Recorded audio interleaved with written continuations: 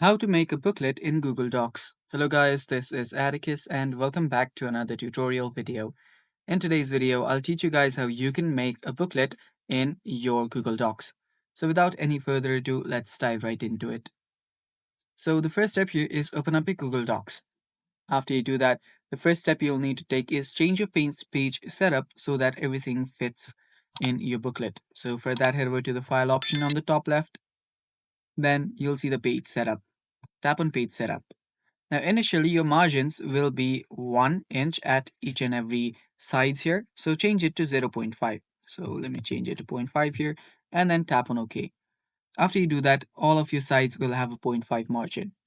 After you do that, what you'll then need to do is head over to this insert option. And after you're on your insert option, you will need to search for your columns. My bad, you'll need to head over to the format option.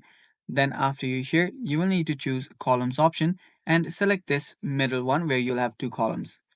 Again, choose that, or you can simply tap on more options and then put in the number yourself. Then tap on apply. And after you do that, the final thing that you'll need to do is head over to this insert option, then head over to break, and then you'll see the column break option. Tap on it and now you will have this column break. Now you can also add your lines at the middle here, so I will do that now. So head over to columns, and where you were here, make sure that you apply lines between columns and then apply it. So there we go. Now we have two columns. Now let me just copy this and paste it right here, and that's your booklet. And that's all for today's video, guys. Thanks for watching. Stay tuned for more, and bye bye.